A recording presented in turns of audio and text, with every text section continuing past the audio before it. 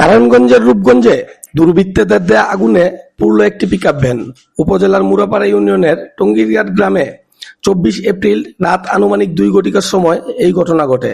এ সময় দুর্বৃত্তদের দেয়া আগুনে টাটা EX2 পিকআপ ভ্যানের সামনের কেবিনটি পুরোপুরি পুড়ে ছাই হয়ে যায়।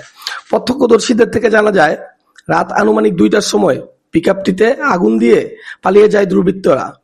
এ সময় আগুনের লেলিহান শিখা দেখতে পেয়ে পাশের বাড়ির লোকজন দ্রুত এসে পানি দিয়ে আগুন নেভাতে চেষ্টা করে।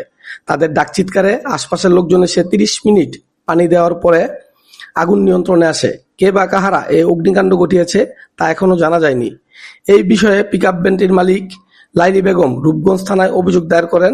পরে রূপগঞ্জ থানার উপপরিদর্শক মোহাম্মদ সিরাজুল ইসলাম ঘটনাস্থল পরিদর্শন করেন। এ সময় তিনি বলেন, সুষ্ঠু তদন্ত শেষে প্রয়োজনীয় ব্যবস্থা গ্রহণ করা হবে। এ সময় প্রত্যক্ষদর্শী মোহাম্মদ জামান মিয়া বলেন, আমরা রাত্রে তখন গভীর ঘুমেছিলাম, তা আনুমানিক 2টার মধ্যে হবে। তখন হঠাৎ করে আমরা জানলা দেখতে পাই যা আগুনে লেলিহান শিখা। পরে আমরা হুড়োহুড়ি করে গেট গুট খুলে বাইরে দিই যে গাড়ির ভিতরে কারা যেন দুর্বৃত্তরা আগুন দিয়েছে।